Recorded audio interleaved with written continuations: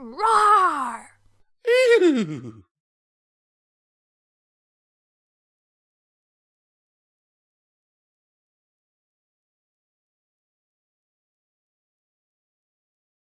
A Marriage of Inconvenience by Baal Bunny.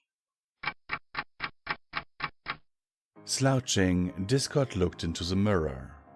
The gold-inlaid marble walls of the palace suit around him showed up as the same in the reflection, but the image of himself that he saw there, instead of wearing the orange tuxedo he had on, was dressed in a white taffeta wedding gown with an interlocking daisy headband, holding some sort of veil that draped down the back of his head.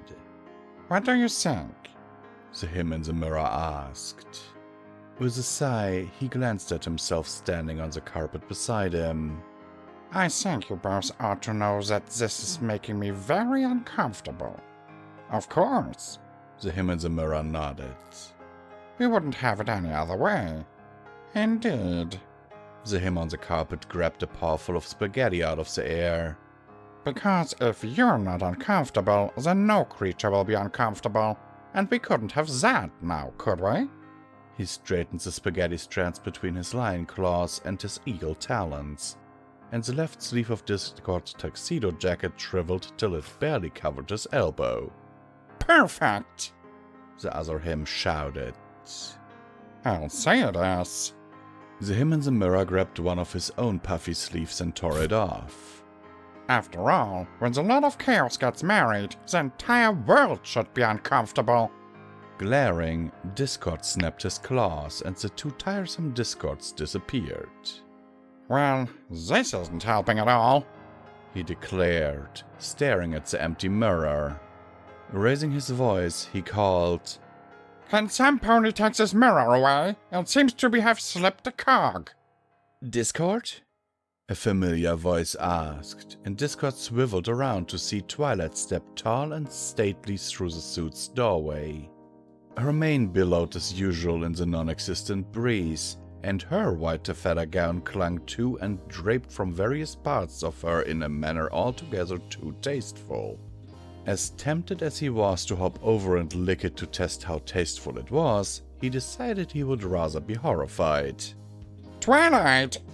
He reached up and wrenched both his eyes from their sockets, pressing them against his chest to shield them. "You know it's bad luck for the groom to see the bride before the ceremony." Uh-huh. The hem of her gown made the most intriguing swish-swish sound across the carpet, and the slightly growing volume of her words affirmed that she was indeed coming closer. "We kind of need to talk about that, don't you think?" Letting his eyeballs float upwards like yellow balloons, he folded his arms and spun away from her.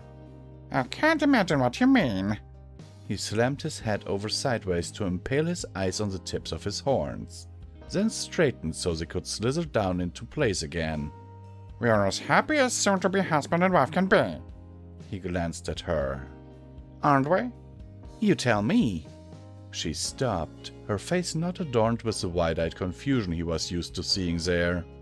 Instead, she looked almost as tired as he felt himself.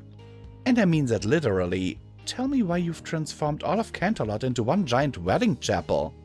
Why you've locked me into this admittingly lovely gown, and why you've brought the entire governing structure of Equestria to a halt while insisting that you and I are scheduled to get married." "Because I love you?" He tried to state it definitely, but the things squirming around his innards wouldn't let him. Twilight gave about a half smile. "We both know that's not true." "Well..." Leaping away, he shot his arms off like miniature rockets, zooming around the room amidst gouts of cherry-scented blue smoke. "What choice have we got? We're the only two left." "Only two?" Her forehead creased in something close to the proper sort of confusion, but Discord found he wasn't getting any pleasure at all from the sight. "Discord, I don't—" "I'll explain then." Almost having to spit that horrible word out, he sucked his arms back into place and held up 4 digits on his lion's paw. 2 digits on the eagle claw. "There are exactly 6 immortal beings in this entire world, Twilight Sparkle. 2 of them are sisters. Two of them are mother and daughter, and then there's you and me. We need some sort of intimate relationship, or the whole thing will... There won't be any... The room whirled, and he found that he couldn't quite remember how to form words. Twilight had somehow sidled right up next to him, was reaching out a hoof and resting it on his shoulder, and Discord suddenly realized that he'd collapsed into a boneless heap on the floor. I miss her too, she said softly. Whatever internal consistency he'd been clinging to melted, and Discord couldn't stop himself from becoming nothing more than a fetlock-deep puddle of goo covering the entire floor of the suit. But marriage isn't the answer, Twilight was going on. We're friends, Discord, and we will always be. Maybe that'll change to something else someday, but right now, talking to each other as friends is the thing that'll help us both the most. Not even sure where his mouth was at this point, Discord let out a couple bubbles form in his current morass. Help? One bubble squeaked when it popped, and the second gave off a gassy, How? By remembering the good times of the past, gathering with the friends we still have in the present, and vowing that we'll make her proud as we head into the future. Twilight's legs moved as he felt her settle down into her stomach, the sudden mess of him sloshing against her gown. It won't be easy. She'd gotten even quieter. But we can do it together. Just not as husband and wife. Parts of him were shrieking that he needed to scoop her up, needed to merge with her, needed to do whatever it took to hold onto her, onto something, and not to make the same mistakes that he'd made with. Even coming close to thinking her name silenced all the wailing inside him. The lack of sound hitting him harder than anything else could have. With any effort, Discord reformed his lion's paw just long enough to snap away the white flowers and banners from every lamppost in Canterlot, changed the thousands of bridal shops in town back to whatever they'd been before, and let Twilight's dress dissolve, dripping like melting snow down into his liquid self. He heard her sigh. We can stay here as long as you need to, she said. But Applejack and Pinky are putting together a good, old-fashioned Earth Pony wake tonight just the way Fluttershy wanted. They'll be singing and crying and eating and stories. One of her hoofs stirred through him. It won't help much, but it will help some. Throughout his gelatinous ooze, thoughts of freezing himself and her and the rest of Equestria into a solid mass of ice warred with thoughts that came to him tinged in yellow and pink. Twilight had lost a friend this morning too. Dredging the bottom of his own slough, he forced himself to rise up beside her.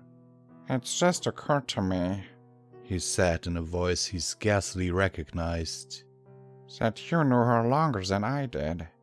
Twilight's eyes pulled shut, and Discord could almost hear her letting go the iron grip she'd been keeping this whole time. She was one of a kind, she said, her words wobbling. Discord let his nod send a small wave to break against Twilight's side, and they sat there together for some time. It didn't help much, no, but yes, it did help some. This is once again Common Time with Visual Pony, and as always I will remind you that you can support us through our Patreon links down in the description below. Every dollar helps, is needed, and very much appreciated. And now let's get into the meat of the story. Okay. Also don't forget we have a merch store. Okay guys, let me just get this out of the way.